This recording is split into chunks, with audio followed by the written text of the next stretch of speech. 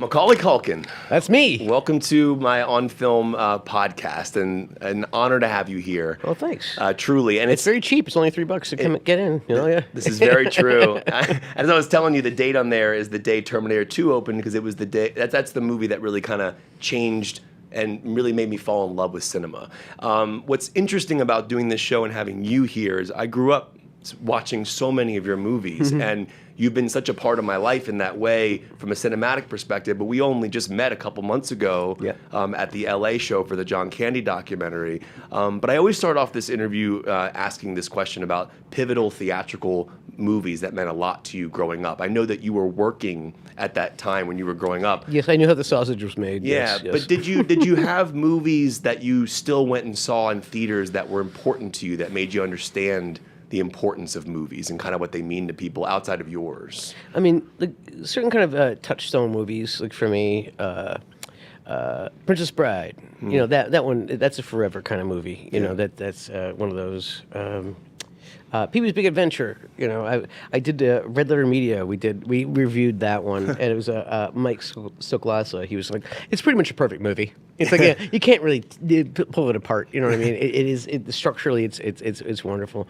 Those are kind of films that kind of stuck with me. I mean, I was big into Big Trouble in Little China. Oh. Man, you know, John Carpenter. Yeah. Oh yeah. No, I'd say I'll bring up like Jack Burton. And somebody says, "Who's Jack Burton?" I go, "Jack Burton, me." Those were the kind of things. I mean, I kind of skew towards the fantastical, and you know, kind of, and I like a little whimsy too. You know, yeah.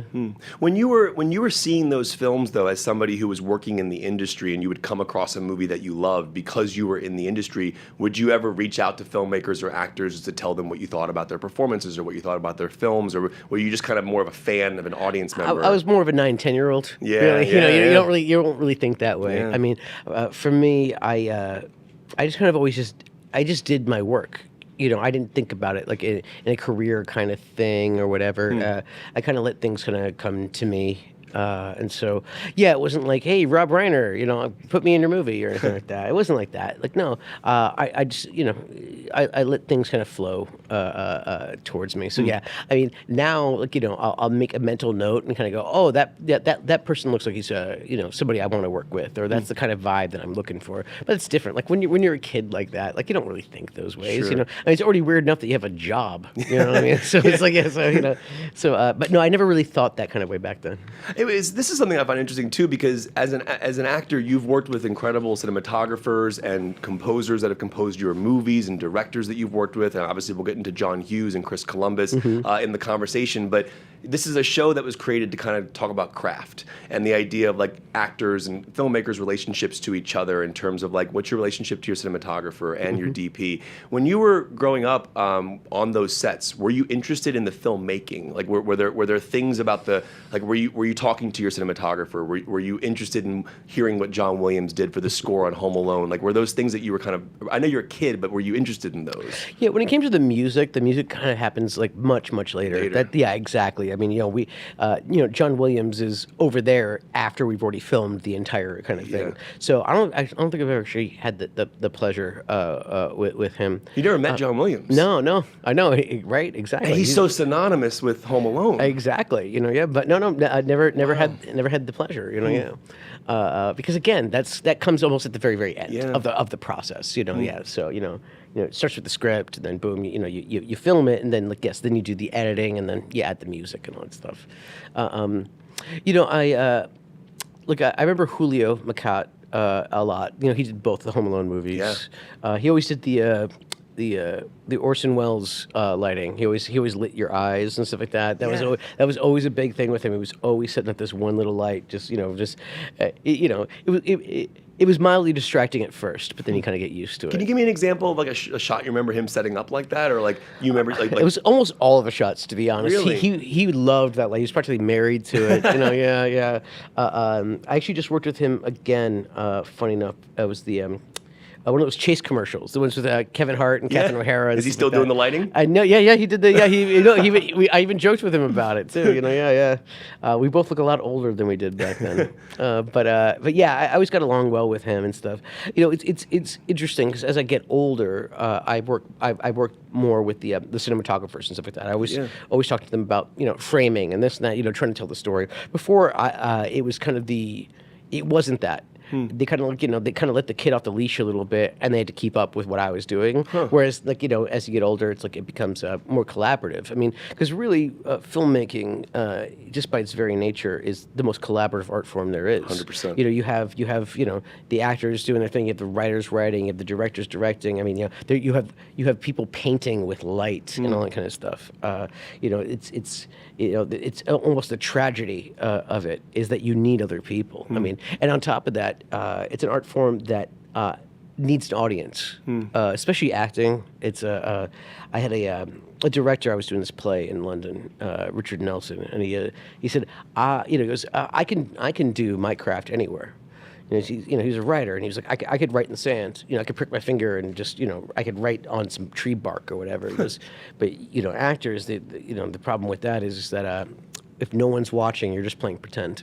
Yeah. It's like your art doesn't exist until it's witnessed. So yeah, I always thought that was an interesting way to look at it. Well, to that point, then the art that is not witnessed, the takes that don't make it to audiences, the cuts that don't make it to audiences.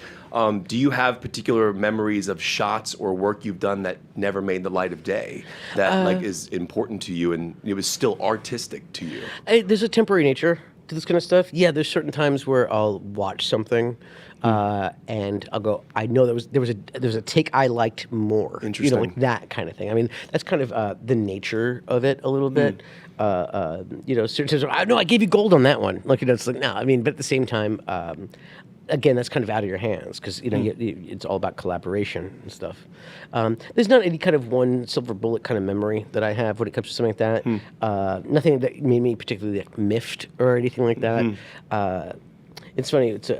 We were doing Home Alone. It was the aftershave scene. Because originally I did that. It was written so I did that speech. So I just memorized the entire speech. And then I show up. They're like, "Oh, do you mind mouthing along to this song?" And I never heard it before, but I was like, "All right, cool." They played it a couple times in my ear, and then we just did that. And then we also did the speech because it was one of those things. Okay, when you're hiring a child. When producers are hiring a child for a part, do you know what they want the most, more than anything else?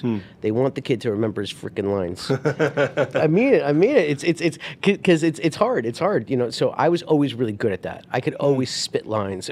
If I lost my place, I would just see the script in my head and I could just read it. It was like that. And so, I was always good at, give me the spiel. I can rattle it off. Were you studying at night before you went to bed or something like that? Would you just read the script in bed? Yeah, as a kid instead of reading books? That's what it was. It was repetition. Yeah. Really, you just kind of you just do it and do it and do it. It's samurai. It's what it is a samurai. He has a sword in a sheath and he pulls it out and he just keeps on doing that. He just does it thousands of times, and so that when it comes time to actually pull it out, you just one smooth motion, you could cut someone's head off, kind of thing. So that's the same thing when it comes to acting. It's at least when it comes to memorizing lines and stuff, you just have to keep on just repetition, and also, the older I get, the harder time I have remembering my lines. I think that just called aging. Yeah. I mean, I'm experiencing that right now. My wife's like, "Hey, didn't you take out the dog an hour ago?" I'm like, "I don't remember if I did that." Yes, I know. Believe me, I don't even know what I had for breakfast this morning. That's what my dad. That's like a famous line my dad says all the time. You and I met at John Candy, the documentary that we did a Q&A in Los Angeles. It was an amazing event. It was Ryan Reynolds, Colin Hanks, Jen and Christopher Candy, yourself, Martin Short. I mean, remember he did that spit take for us. That was yes. And this was the first time I'd ever met you, and it was such a special night, and it felt so special to be there. And I could tell, especially when I first watched the doc before we had that moment. If people haven't seen it, it's called John Candy, I Like Me. It's on Prime Video. You can also find Fallout there as well. We'll get into that shortly. But that documentary was, when the moment it ended, I remember texting Ryan and saying the Macaulay Culkin section of this documentary is one of the most profound and moving things I'd ever seen, because I just never had thought about that idea of you being a kid on set and then this actor, John Candy, checking on you. But can you speak about the experience of that doc, and like as you revisited those memories, the catharsis maybe you found or therapeutic aspects you find when you kind of relive those moments and think about how special that time was for you in that film? It was funny because I'd been.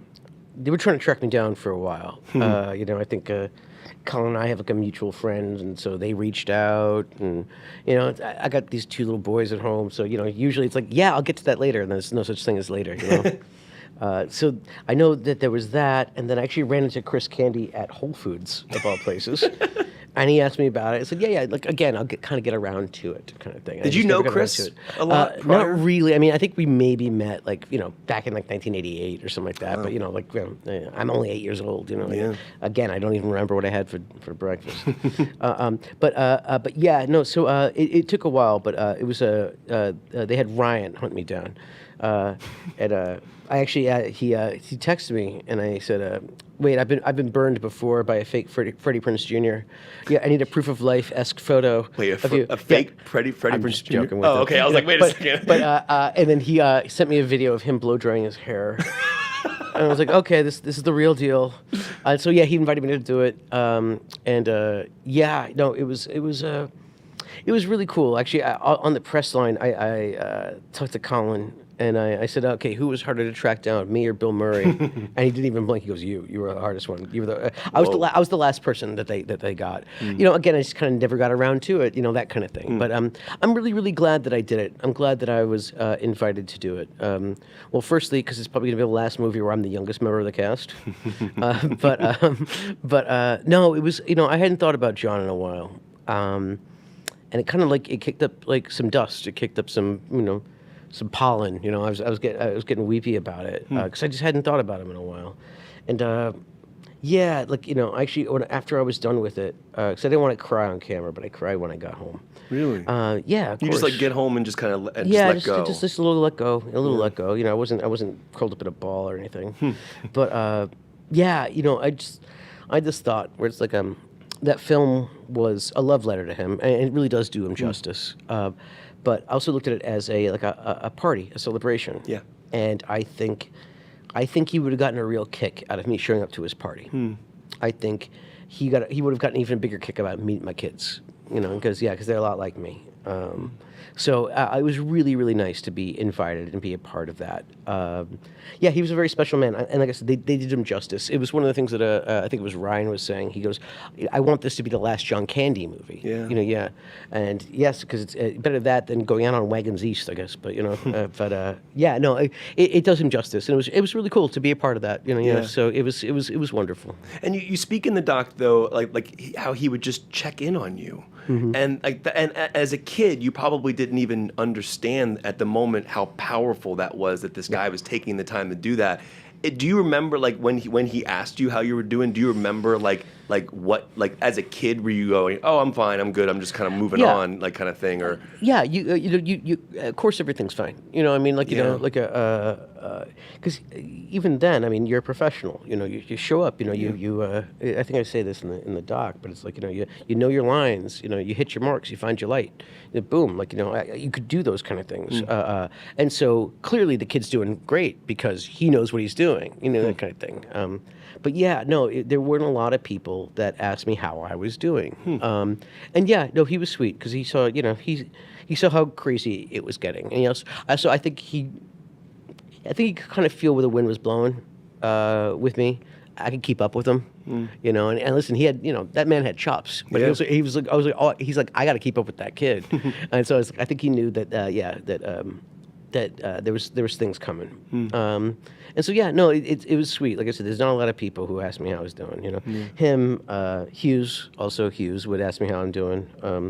I ran into him last time I saw him. It was 1994. I was doing Richie Rich. He visited the set. And I asked him, I said, oh, well, what are you doing here? He says, it's not him. This is not his flick. And he goes, I own this joint. Because he was the Chicago film industry. Yeah. So we kind of just said hi. And then maybe about 2 days later, he just calls me up randomly. Just calls me up. I don't even know how he got my number or whatever.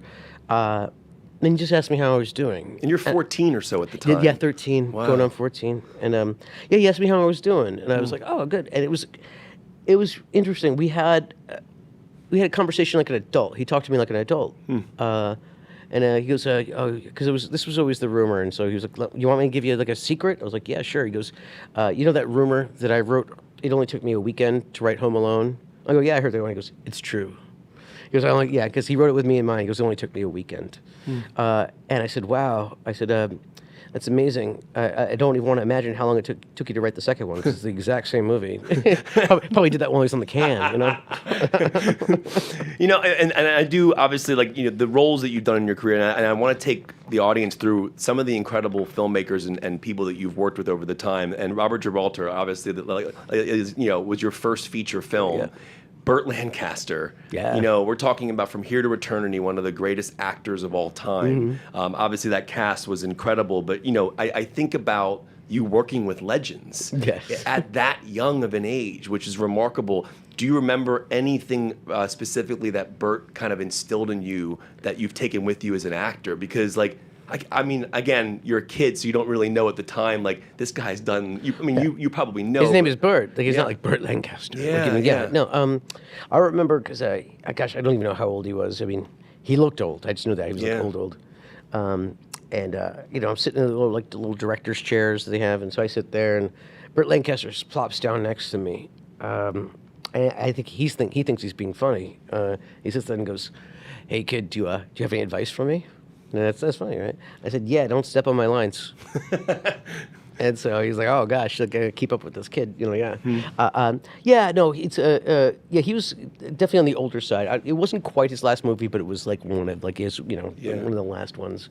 It's interesting. It's I remember when Bob Hope passed away. I was sitting there with my lady. And I was like, "Oh, Bob Hope passed away." And I go, "Oh man," I was like, "I tap danced with him one time," and she was like, "Wait, what? Like, what? How come I don't know this stuff about you?" Yeah. So yes, I kind of I'm not the tip of the spear. I'm the butt of the spear. I bring up some, I'm old hat. I'm some of the old Hollywood stuff. I'm the caboose. Where, like, yes, I've worked with like Lancaster and Hope and stuff like that. But yeah. So it's nice to be kind of a part of that kind of like like they don't really make them like us anymore. Yeah, Patricia Clarkson, obviously incredible in that film as well. Who's yeah. one of my... Bill Pullman, he has the trifecta. He's the bingo card. He's worked with both Kieran, me, and Rory. Yeah. Did you guys ever share like stories about him?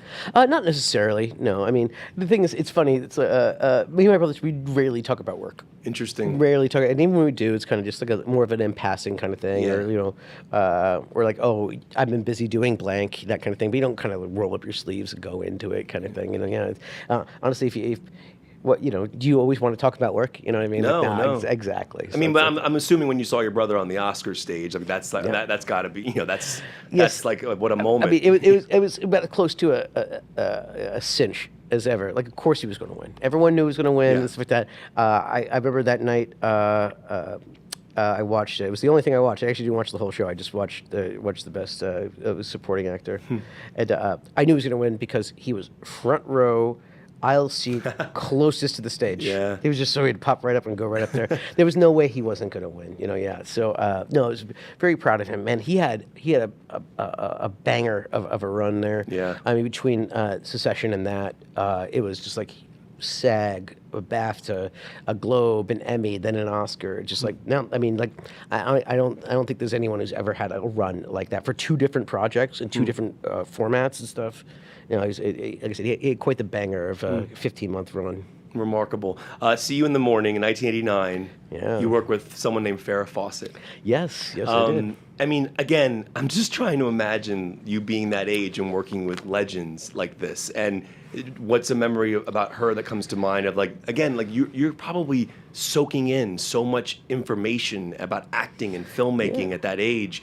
But I mean, is it a bit overwhelming in a way? But like, I'm wondering, like, what you remember about Farrah? Well, it's one of those things where you don't really realize to your perspective how kind of weird and crazy this kind of ride can be. What I remember, especially from that gig, I remember Jeff Bridges, who played my father. Yeah, and Drew Barrymore's in that movie. Yeah, Drew Barrymore. Yeah. I bumped into her. We talk about that. She was like what, 15 or something, or Not something? even. I think she was like 13. Wow. You know, yeah. And but I remember Jeff. Jeff was great. Jeff was a really good. Like I enjoyed him. He was really good with the kids. He's the dude in real life. Yes, yeah, he was chill. He was chill. And I remember I went to that Oscars. That must have been 2010 or something like that. Oh, wow. And I remember he was coming up the escalator, and he had just won. He won, I think, for True Grit. Yeah. And so he's holding a statue and stuff like that. And I'm hanging out with. I had to borrow my brother's girlfriend. He was dating Emma Stone, so she was my date for the Oscars, and she had just done Zombieland with Woody Harrelson. So Woody Harrelson's hanging out with us, and then so here comes Jeff Bridges up the escalator, and boom, he lands up there, and the first thing he does, he turns to me, and goes, "Son." And I was like, you remember see you in the morning. Like, yeah. Oh my and then the next thing out of his mouth was he turned to Woody and asked, are you carrying? So Also, Zombieland has a great Bill Murray cameo. Yes, indeed. Yeah. Wow, what an amazing story. Circling back real quick to Uncle Buck, obviously this is like the next film in your filmography. Yeah. The interrogation scene is a scene that's obviously iconic. It's talked about in the documentary. I don't know. I want people to understand how brilliant that scene is just from an editing perspective, but also from the delivery perspective, because the timing of that is amazing. And I think you talked about a bit about how John helped you with that scene. And can you speak about like how that was recorded and well, how what it was I was familiar with Dragnet. It was on Nick at Night at that point. I still watch it. It's on YouTube. It's so corny. I love it. So yeah, no, honestly, that was just me. Boom, clean, just working on it. I had to be snappy, so I made sure I was really snappy. And I just remember day of, first take, I just reel it all off, and I could tell Candy was like, "Oh, I got to keep up with the kid now," like that, because I was ready for it. Deadpan, the whole works and stuff. I think we only did that in about 4 takes. Wow. And yeah, each one clean, just clean as a whistle. I think he might have flubbed. I think on the third one or something like that. But yeah, I was man. No, he had to keep up with me a little bit, which was good. But yeah, I think he knew I had chops. Yeah. But yeah, no, that was, like I said, I want that clean. Boom, it works better. And so they cut and stuff like that. But you could probably just watch the master, and it's like boom. Oh, you did it in it's the one. exact same thing, all in one take. Yeah, no, didn't have to break it up or anything like that. Yeah. That's that part in the doc. I think it's either John Hughes or Chris Columbus talks about that scene when John's getting in the car to go to the racing track, and he's like, he was seeing his own kids in the reflection. Because he had a little boy and a little girl too. Oh, I mean, I mean, that was the beauty of that man. I really. remember because it was that day he was. Because he was always very boisterous. Like, again, he was good with the kids and all that kind of stuff. He was always joking around and everything. And I just remember that day he was very somber. His energy was completely different Because of the scene he was doing? Yeah, because he was there, and it's so it's one of those things where, like, yeah, I could tell at 8 years old. It's like, oh wait, no, this is. You let him be, like, no more joking around with him. Like let him do his thing. But I just remember how somber he was that day, and kind of just going, yep, just sit there, just sit there and be cute. And so I was like, all right, I can just sit there and be 8 years old, sure. So I'm going to use this as a way to kind of dive into the rest of the filmography, because have you ever seen the movie Babylon? The Damien Chazelle film? No, I have not. So basically, there's a scene in that film. The movie's about old school Hollywood, and like in the film, we're transitioning from the silent era to talkies. And Brad Pitt's character is kind of like a silent era actor who doesn't really know how to transition into the talkie era. So Gene Smart plays this reporter who basically kind of writes this piece about the death of his career, and she basically kind of tries to console him when he goes to meet with her, and she says to him, in 100 years, someone's going to turn on your work, and you're going to flicker back to life. And it's this beautiful idea of being immortalized in cinema in a way that that you really don't get really anywhere else. I mean, music and movies have that ability to live on past our lives. And I wonder what that means to you as an artist, to know that, like, in 100 years, someone's going to flicker back on one of your films, and you're going to come back to life. And I bring this up for a reason, and I'll explain in a second. But I'm just curious, like, what that means to you, and do you think about the story you've told in the filmography and the work you've done? Yeah, it's funny. It's because it was always kind of just I just worked. I just did gigs and things like that. Yeah. But now that I got kids, they're watching my work. Right. That means something else. You know what I mean? Like that's, especially like through your kids, it's like you have a legacy beyond yourself. But they're also really, seeing their dad at They a young age. They have no idea it's me. They have no idea it's me. They watch Home Alone and they go, "That's Kevin." Are you serious? Yeah. How old are your kids? 3 and 4. Oh, so they don't even understand. Nah, no. The 2 days ago, my oldest, he wanted to see pictures of me and my siblings, and I pulled out like an old family photo, and he looks directly at me. He goes, "That kid looks like Kevin. Who's that?" And I said, "That's me." And kind of just waiting for the other shoe to drop. And he's like, "Oh, well, anyway." And I was like, "Okay, cool." Like, got to keep up the illusion for as long as like possible. Santa Claus. It's like Santa Claus, exactly. Wow. And so yeah, no, but it's really great that I have some of these things that I can show my kids, Yeah. and that kind of live on. That's really what's the most meaningful thing is that they get to watch some of these things. Like, I can't wait till they get a little older. They can start watching the Uncle Bucks even and stuff like that. And then and then boom, then Party Monster. And Saved and all. Yes, yeah. And Fallout when they get to 17 and 18 years old, maybe. It might be a little gruesome for them now. Brutal for that. But it's interesting because when we were at the John Candy Q&A, you told a great story about showing your son Home Alone, and he did the dance. Yes, yeah. And you got up and did the dance, and it was like, I remember leaving that night, and I was talking to my wife afterwards. I'm like, I can't imagine what that must be like to have footage of like your father at that as a kid at that age.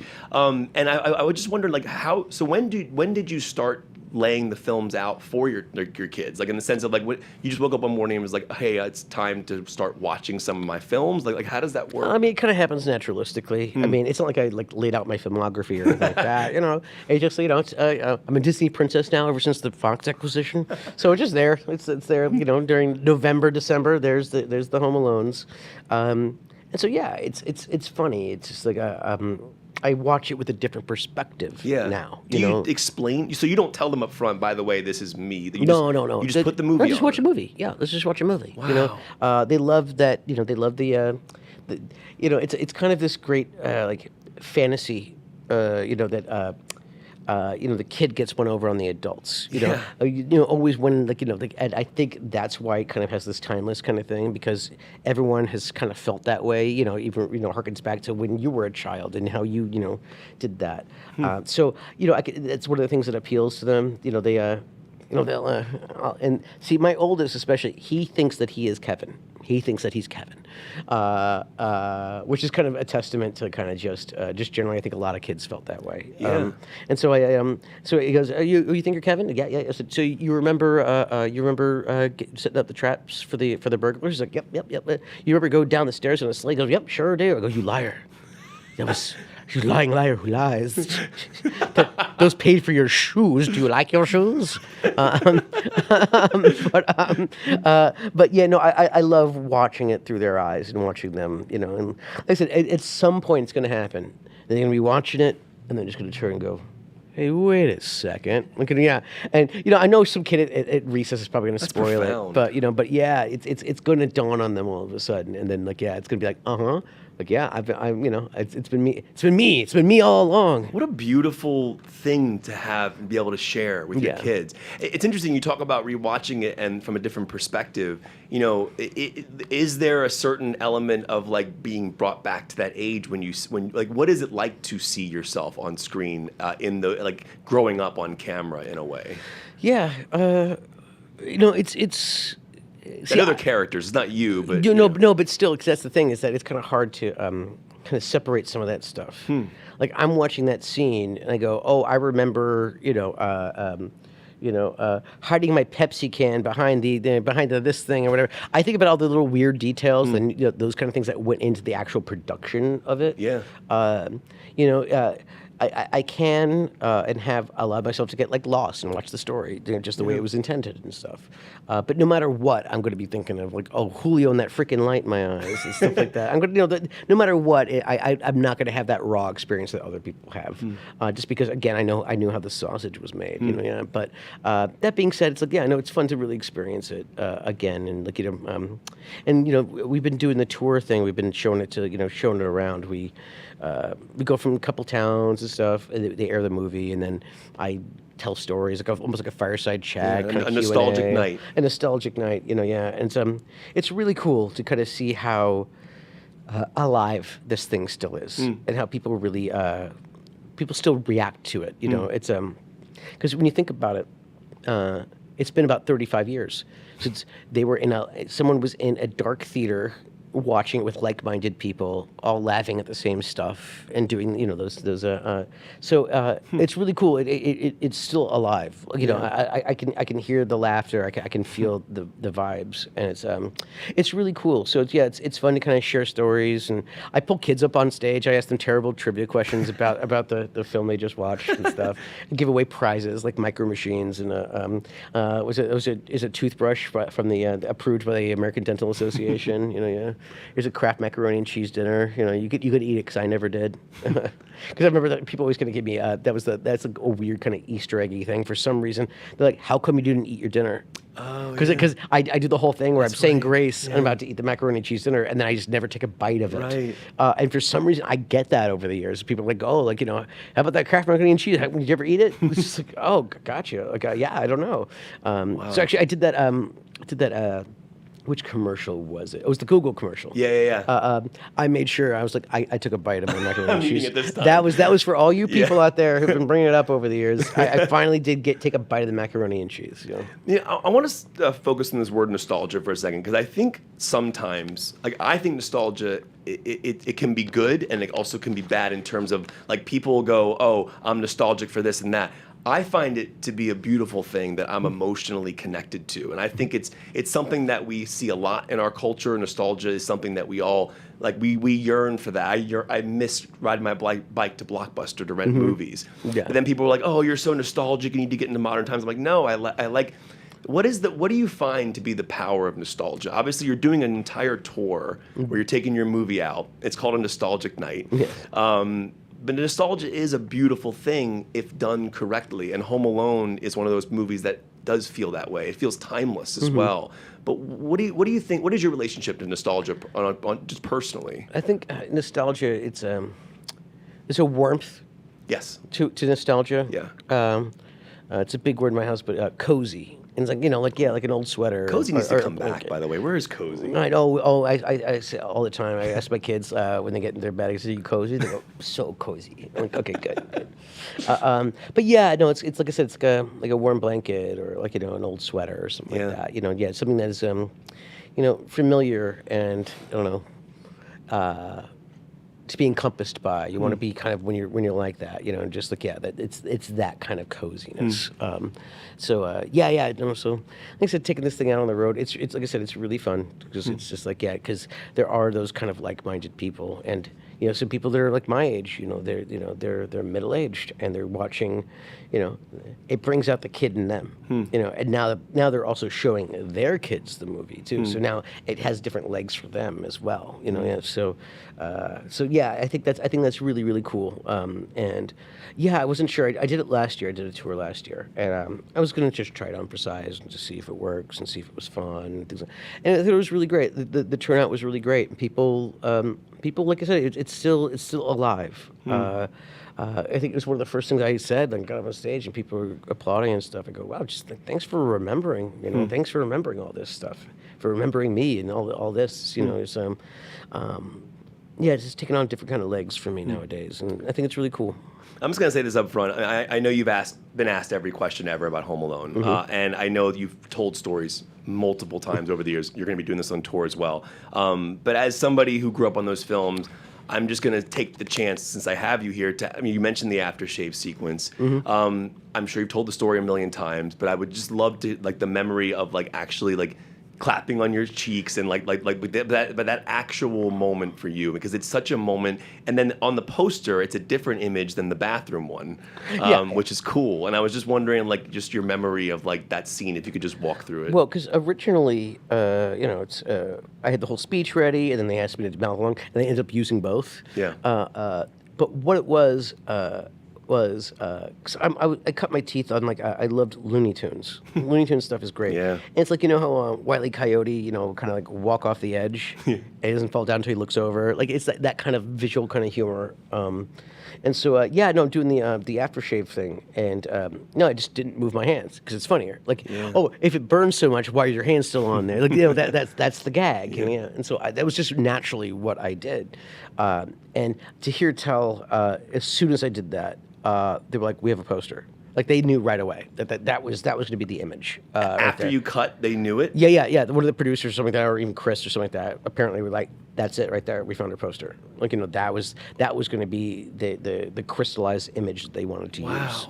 And yeah, for me, it was like I said, I was just doing a gag. Again, it was like it felt very Looney Tuny, like that kind of thing. Yeah. It was like, you know, just like, you know, so yeah, I know. I just kind of did what I did, and you know, like it's always funny. It's like I'm combing my hair. You know, I did that thing that kids do. Yeah. They don't comb the back of their head. You know, I even notice I don't do that. I did that on purpose. Yeah. Like there's a lot of like the little nuance kind of things that you know you do. But yeah, when it came to like the cheek smacking thing, like I said, that just what felt natural. Like, you know, that was again, that was the gag. That was the Looney Tune. And then the poster, did you redo it for the poster? Yes, of course. Oh, so they didn't. Oh, just... I did that face so much. Boy, howdy! Like, I mean, like, you kidding me? Like, it got to the point where it was kind of like I had to be like told, like, okay, you got to stop doing it. You know, like, every red carpet, everything. People would ask you to do it. Do the face kind of thing. You know. Yeah. Now people still ask me to do it. I go, no, you don't want me to do it, man. Yeah. It's like it looks sad when I'm a 45-year-old guy still doing that same bit. Like, nah, man. And besides, he couldn't afford it anyway. Hey. I brought up John Williams earlier. That score, like John Williams, obviously you think of Star Wars, you think of all the, but the Home Alone score. Speaking of nostalgia and warm blankets, that is one of the best scores of all time. And I know when you were younger when the film came out, and at the premiere, obviously you're seeing the film for the first time. Whenever you saw it for the first time, but the music is then added in, as you mentioned, in a separate section of it.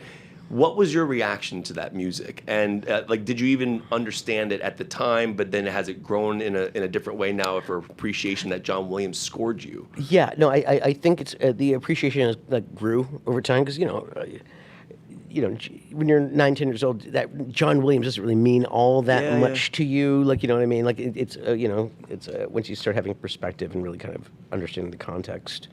No, I think it was woven and integrated so well. Like it felt like it was like supposed to be like that, and it was always like that.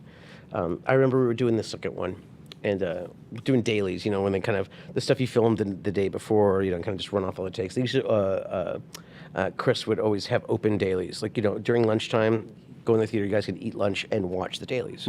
And I just remember there was something. It was, I don't know, there was some kind of scene where it was just looking out. I'm like looking out the window or something like that, and so and I just in the back of the room going, somewhere in my memory, and then just okay. He goes, yes, that's exactly what we're going to do. You know what I'm going to do. Like it's just like yep, we're going to do it again. And I was like, yep, I can see it. It was already kind of baked in at that point. We're like, yeah, that's the way it's supposed to go. But yeah, you know, it's yeah. I mean, I own it on vinyl. It's on rotation during my Christmas season. You bought the vinyl? Yeah, of like, course. do you at Amazon or like what do you... I can't remember exactly where I bought it, but I got the vinyl. Yeah, it's on the rotation, especially around this time of year. You know, I start with the Christmas music right around now. You know, probably about the second week in November. So, my kids are of course, like any kid, they're super into Christmas. So, but yeah, I just start putting on Christmas music, and they specifically ask for it. And my youngest especially, he's got a song in his heart. And like, yeah, he tries to memorize it as it's playing. And I'm like, that's not how memorizing works, you know. But yeah. You know, it's interesting. You bring up like the idea of like that idea of music and everything and filmmaking. Like vinyl is something that I'm super into, and that kind of harkens back to that idea of nostalgia as well. Physical media, I have 2,000 Blu-rays because I like to physically like pull them out, put the disc in. Vinyl, I like to read the actual the liner notes. Yes, yeah. and I just think that I love that that's making a comeback in a way. And so do you have a big vinyl collection? Have you collected vinyl for a long time? Like, how often do you listen to vinyl? I have a pretty solid vinyl collection. Hell yeah. Yeah, I got the Touchstone kind of like albums and stuff. I'm part of the Third Man Record Club. Dude, Jack White. Yeah, the Jack White. I went to I think I was in Nashville and I Nashville went is to where it is, yes, yeah. it's awesome. Yeah, it's like pretty much a Record of the Month club kind of thing. Like, I mean, I think he only does it quarterly, but yeah, no, I get random like Loretta Lynn like albums. It's like Columbia House. Remember Columbia yes, House? Yes, it's kind of like that. Yes, yeah. So I think it was like Carol Carpenter live from Central Park and stuff.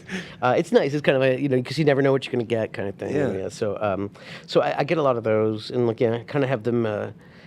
I don't really alphabetize them. I kind of just like, okay, here's the stuff I want more handy than others. You know what I mean? I got all the Christmas stuff that's separate. Here's stuff that I'm never going to listen to, but it's in my collection, like that kind of thing. There's stuff that looks good, but you're never going to listen to it, like things like that. But yeah, no, I listen to records with my kids. I used to, especially more when they were a little younger. My oldest, he's a big fan of Queen. He likes Queen. He likes Queen, Good and also taste. he likes the Ramones too. I remember when after he'd take a nap, I'd put on a Blitzkrieg Bop, and he could barely speak, but he goes, it go. I'm like, yep, all right, cool. Like changing his diaper, going, yep, let's go, buddy. But yeah, he loved Killer Queen. We had a whole dance routine and everything. Yeah. That's incredible. Yeah. It's interesting because obviously you're a musician as well. Kinda. And well, I mean, you think about like dialogue it has a music to it. Oh, yeah, there's some music right? to it, yeah. Yeah, and like I remember I was interviewing Christopher Walken once. We were talking, and I was asking him about like the musicality of his dialogue and like Yes. if you watch his scene in Pulp Fiction when with the watch, the way he inflects his voice. Yes. Is musicality in dialogue something that you think about and kind of the way your words flow together and maybe not so much when you were younger as a kid, but it's something maybe it was like did you ever feel there was musicality to your dialogue? I mean, kind of. You have to kind of like. Here's the thing: is that at least for me, I don't try to overthink those kind of things. Sure. You kind of just, you kind of just embody what you're doing. It's one of those things. I was doing American Horror Story. Yeah. And it's kind of almost like a soft rule on that set. It's never tell me what I'm good at. You know what I mean? Because then I'm just be thinking about that. Interesting. And yeah. So I remember one of the directors. He's like, he goes, I don't know what it is. He goes, for some reason, he goes, I call action, and you just walk differently. And I go, oh man, now I'm thinking about walking. It's like if I say zucchini to you, what do you think of zucchini? Yeah. You can't stop thinking about zucchini. Yeah. So, yeah, you kind of like when it comes to like the music, of the language, you don't even think about it. You kind of just do it because otherwise you're just thinking about that. You're just thinking of zucchini. Yeah, you have to kind of just so if you really understand a character, or at least the part that you're playing, I think it kind of just comes. It just kind of happens on its own. So some characters just speak the way that they speak. You know what I mean? It's kind of you're kind of. For me, it's kind of like you're more of a vessel for what's going on there. I don't really do parts that I don't have a solid comprehension understanding of what I of like I can do this this makes sense to me I wouldn't want to do characters that are like I'm forcing this I'm trying to make this happen. But it's interesting you talk about the walking just now. You mentioned the walk. Physicality is a fascinating thing with acting. I remember seeing Strangers on a Train for the first time, Hitchcock's movie, and the characters are introduced in that movie by their shoes, by the way they walk. Yes. And I remember Denzel Washington said something about like when he put a character's shoes on for the first time, he found the character. Do you have any constant things like that help you lock into people you play? Like when does the physicality start? When do you find your character?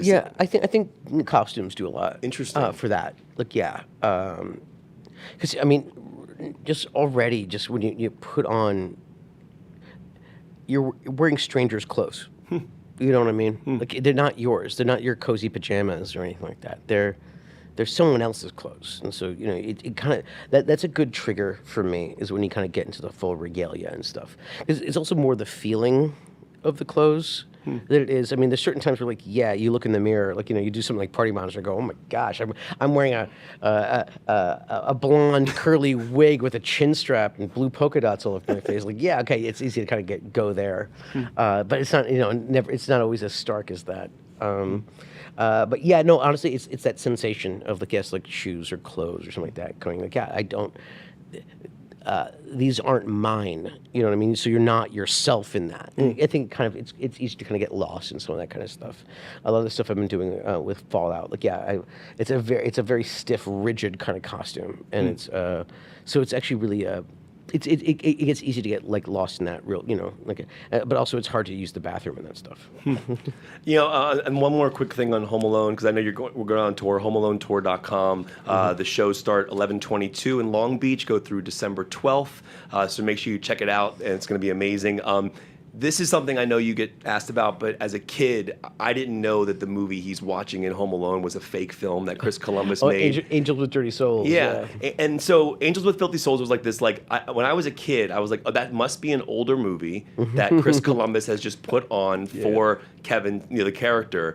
When you were filming that, did you know that was a fake movie? So so did you ever see that get filmed, or they just did it? And no, they did it. I don't know when they did it, but I knew that they that was not a real film. I didn't know until I was probably 15. Yeah, no, I think we were talking about it, like the hair and makeup people were like, oh, they were talking about, when we did that person up or whatever. Like, so it was like there, But yeah, no, I was not fooled by that. Who was saying that? Seth Rogen. Seth Rogen was the one. He was like, it took him like 30-something years to realize that Angels with Filthy Souls was not a real movie. Yeah. But that's just kind of a testament to the thoroughness of what they put together there.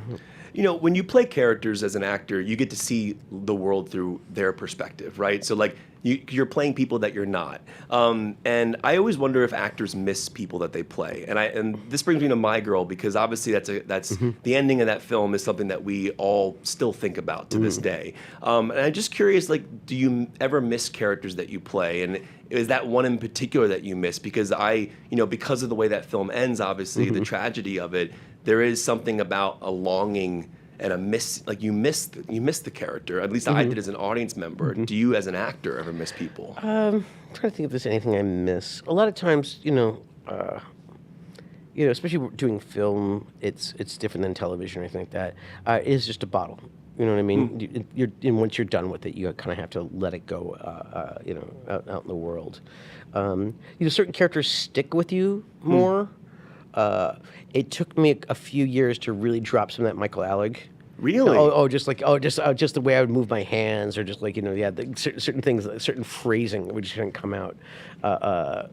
Who was it? It was somebody was saying about Johnny Depp, is that it took him a number of years to after Fear and Loathing.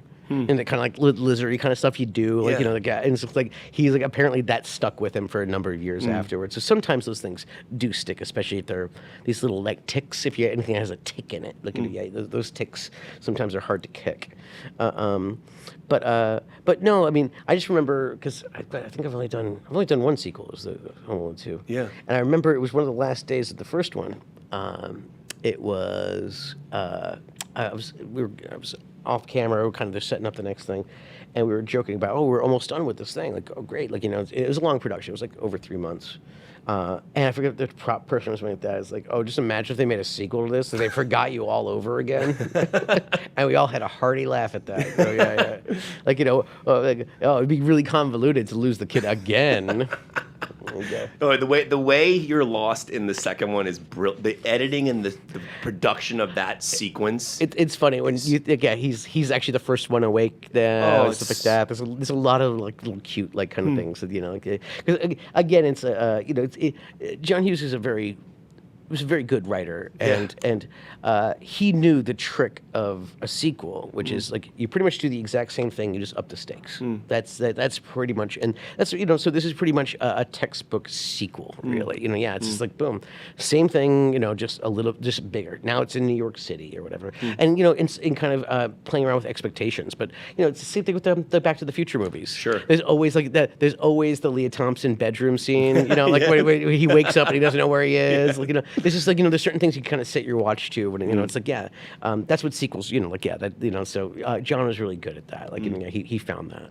Another quick thing on My Girl, when you make a movie like that has that type of ending, you're 10 years old when you shoot that film. You're dealing with a very serious, heavy subject matter and thematics and things that kids generally don't even get into until they're older. When you have to put, like, because I remember Ben Stiller said this once about like severing from like characters that you play and kind of going home and kind of being you. So you go on set, but your body doesn't know that you're acting. You're still putting yourself through the emotional. Yeah, your nervous system is still activated. So as a kid, though, when you have to film a scene like that or a moment like that where your character dies, I'm just curious, like, how you grapple with that at such a young age. Was it something that you fully understood? Like, did it affect you at all because it was such a deep thematic piece of work? No, I mean, I knew going into it I was going to die and stuff like that.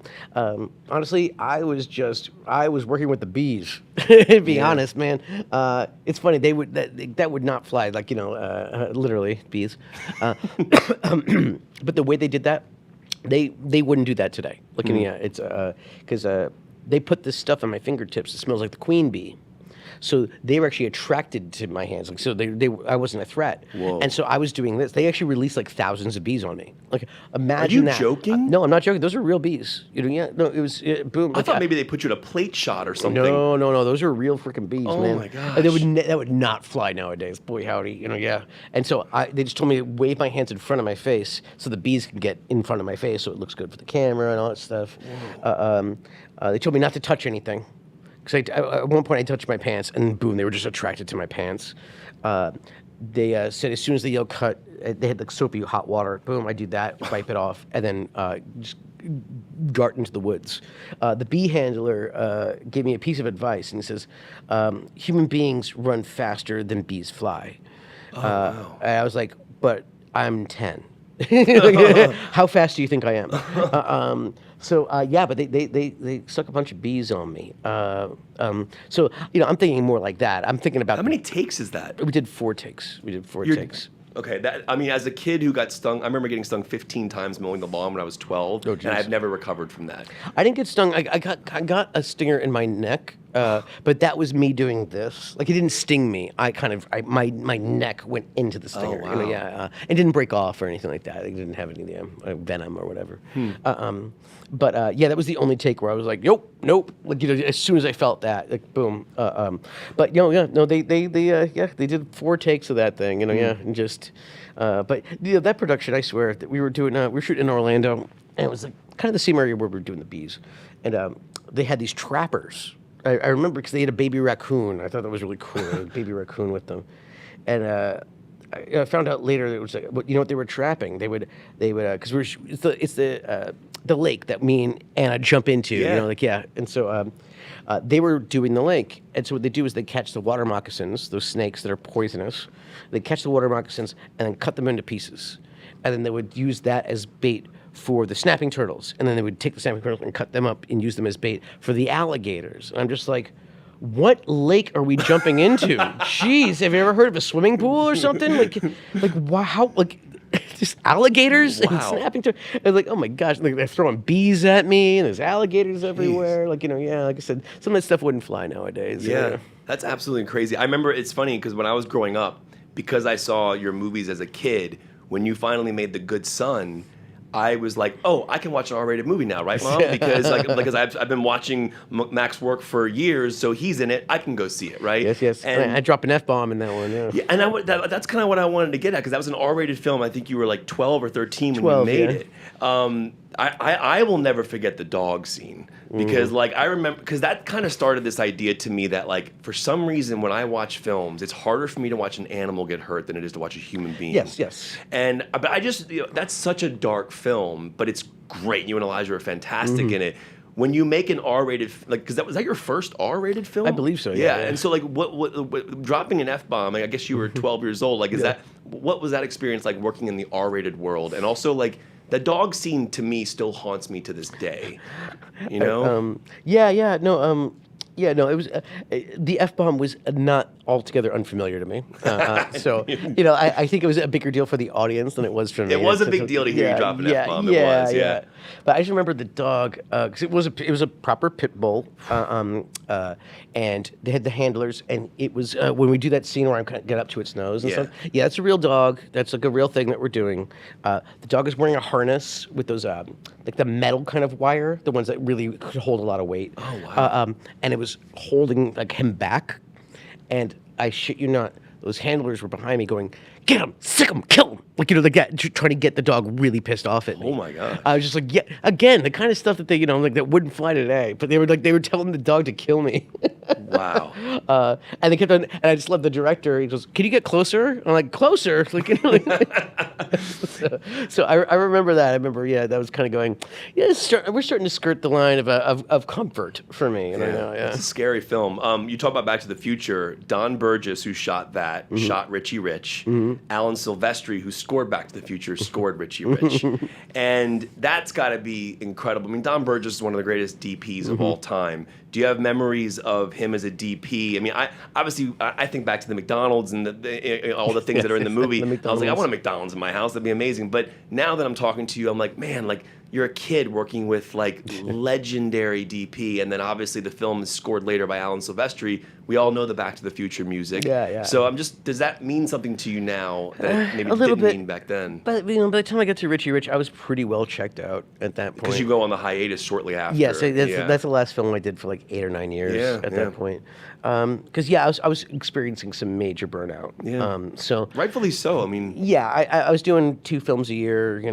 Just back to back to back. Every year. I hadn't done a full year of school, like in a school. I think since first grade. Wow. At that point. So I was kind of starting to check out a little bit. And again, you don't really work with the music supervisor almost at all, really, Sure. Especially when you're just a kid too. But I just remember because you brought up Rocket Gibraltar, that was directed by Don Petrie. Yes. Dan Petrie directed Richie Rich. Whoa. So my young career was bookended by Petrie's. I worked with his dad, and then I worked first to last. Yeah, first to last. So Don and Dan. Yeah. When did you come to that realization? When you booked it? No. When I was doing it, they were like, "Oh, Dan is Don's kid." Wow. And so I guess my young career got bookended by Petrie's. He was always nice enough. But again, I was starting to get pretty burnt out. I was always tired. I just remember always feeling tired, and it became less and less fun over the years, like kind of thing. And it's one of those things where I was like asking for a break, and I wasn't getting a break. Like you would actually say, like, I'm starting to burn out and stuff like that. And people just didn't listen. Yeah, and it's kind of just like, we'll think about that, and then boom, and so it started kind of the gravy train started coming off the wheels, and I was just not having fun. That's the thing is that like my early career, like the early stuff, there's a lot of pep, there's a lot of zest in it. Because I had a really good time. I enjoyed being good at things. I knew I was good at this, and I knew I was getting, and like, yes, it's good to get praise and stuff like that. It got me out of the house. Sometimes the house environment wasn't always my favorite, and it got me out there, and I knew I was providing, and I was, at the same time, I enjoyed the work. I was very good at making people laugh. That was the thing. I could do that. I could read a room, and I could work a room. And I really enjoyed doing that, and then it became more and more of a chore. It became more and more of a merry-go-round. I had less, like, I was starting to get older. And I didn't really feel like I had agency. Like I didn't feel like I had autonomy. And so when it became time, like when I became, of a certain age, when I turned like 14, pretty much, and my father was out of the picture, I started just grabbing the reins and kind of going, "Yep, no, we're done. I hope you all made your money because there's no more coming from me. I'm going to go to high school. See you guys later." Wow. It was like that. And you did go to high school. Yeah. No, it's what I wanted to do. I wanted to, Good for you. I wanted to meet girls and hang out with people my own age. Because you have to remember when a lot of like my films, I'm not really working with people my own age. Yeah, it's true. You watch Home Alone, it's like Castaway. except he had a volleyball to talk to. Me, I'm just talking to the ether. You know what I mean? So yeah, no, because they go, what's it like to work with Joe Pesci? I said I probably worked with him like maybe 2 days in the entire thing. Great, 'cause He's you guys- he's yeah. over there with Daniel Stern doing his bits. I'm over here doing my bits over here, and it'll be only like it's the scene where they almost run me over in the van. There's that one, and then there's the thing where they hang me up Right. on the thing. But like you barely That's like when you bit your finger. Yes. I Yeah. still have Joe Pesci's scar, like his little tooth mark in my finger. Incredible. But yeah. So like I was not working with people like my own age. I was always working with adults, and people would always say, "Oh, that's Mac. He's like 11 going on 40." And I'm like, "Can I just be 11 going on 12?" That's kind of really what I wanted. Yeah, I just remember I was very starved for for peers. What a decision to make too. It's like because you're on this incredible path of with movies, but obviously you're not feeling happy. Yeah. And I'm curious, like when do you stop that run? Like, because I know for me, like I've had anxiety and depression since I was a kid. So like I like to stay busy, but then when I'm not busy, I feel like my mind wanders and I start to have more anxiety. When you're going that fast and then you just stop and then you go, all right, I'm going to go back to school. Was there a weird period of transition of like, who am I without that for now? And then like, did you go to like a regular high school as well? Like, how does that transition It was a work? professional children's school, so it was almost like a brick and mortar correspondence school. Okay. So it was for that's the thing. It wasn't a performing arts school. Okay. It was a school for kids who already had a trade. So they're not going to teach you to act. You already have an acting job, and this is the place that you can kind of go, and they can send you your work while you're on the road and stuff like that. Okay. Now it's different. They have the internet and all those kind of things. But like my Catholic school could not keep up with my schedule, so then I ended up going to PCS. But no, honestly, I never felt like what I did in my career defined me as a human being. Yes, I liked the validation that came with it, but I didn't live for that validation. You know what I mean? Like it was, if anything, actually started becoming burdensome. And so no, there wasn't that much of a whiplash to it. It was just, it's just tricky, because. I mean, you're like the most famous kid in the whole world, and so it's you have to maneuver those waters, and it was it's tricky because at that age sometimes you don't have the actual or emotional vocabulary to really kind of maneuver, like to swim in those waters. But I did my best, and like I said, I had friends. I wanted to go to parties. I wanted to kiss girls. Like I wanted to do those things. And so, like I said, I kind of just grabbed the reins. And when I stopped, I decided I thought I was never going to do it again. Like boom, I was done. I was never going to act again or whatever because, again, it wasn't fun. I was losing my passion for it and all that. And then you kind of get older, and you start thinking about it. It's like anyone who the tail end of high school or whatever. You start figuring out what do I want to do with my life? Yeah. Do I want to be a lawyer or a doctor or this or that? Were there any routes you were considering outside of acting prior? Not really. That's the thing. I was kind of floating. I wasn't sure. Yeah. And then what it was, I thought about it, and it was like I did enjoy it, the work, and I was good at it. And the thing is just that I didn't find this line of work. It found me. And so now let me see if I want to find it now. So that was kind of fun. So it's interesting. Like, again, it's one of those things where I don't let this line of work define you. 'Cause that's where people get caught up. That's when the machine chews you up and spits you out. That's when you can't. It can't be your sole identity. And you have to find your level of satisfaction in the entire thing. See, like technically, I'm retired right now. I'm retired, and then I find a gig that I like. I unretire, do that gig, and then I immediately retire again. So every gig is my last gig. And there's no other big strings attached to it. Honestly, it helps keep me sane. I don't because that's the thing is that it's like the paradox of this line of work is you could win an Oscar, right? And you're backstage, you do the press conference, and you got your shiny statue and all that stuff. One of the first questions they ask you is, What's next? What are you doing next? So right? ridiculous. Right? And it's like, look, right? And like, I'm on top of the hill. I'm king of the hill right Yeah, now. why are you asking me what I'm doing And next? that's not good enough, you know? Yeah. And so, you know, you have to figure out what your version of good enough is. And boom, like, you know, but yeah, like, but people who just tie way too much of their happiness into like their line of work, let alone this line of work, which is so, just can be so tepid, so tentative. Like that, it's a good way to kind of go nuts. I mean, you know, they ask me virtually every do Dancing with the Stars and things like that, and I go, why would I put myself out for judgment on a weekly basis? You know, I mean, let alone wear some of those costumes. I swear, you know, but it's like, yeah, like like, yeah, just don't allow yourself to be judged. You know, like, and just like, yeah, you just.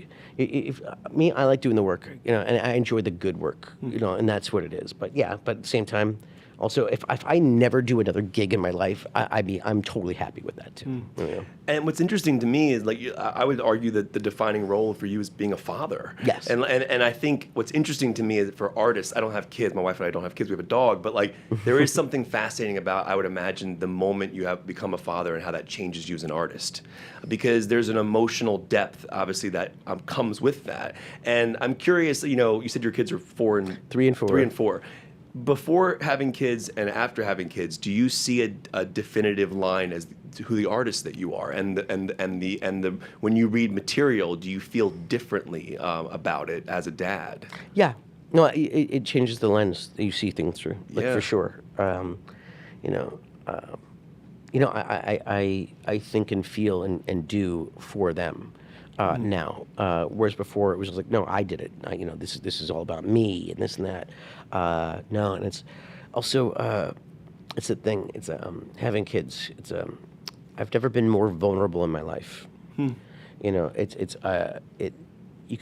scary. You know, especially if you're reinventing the wheel like me. You know, having like good examples in what a father is. I'm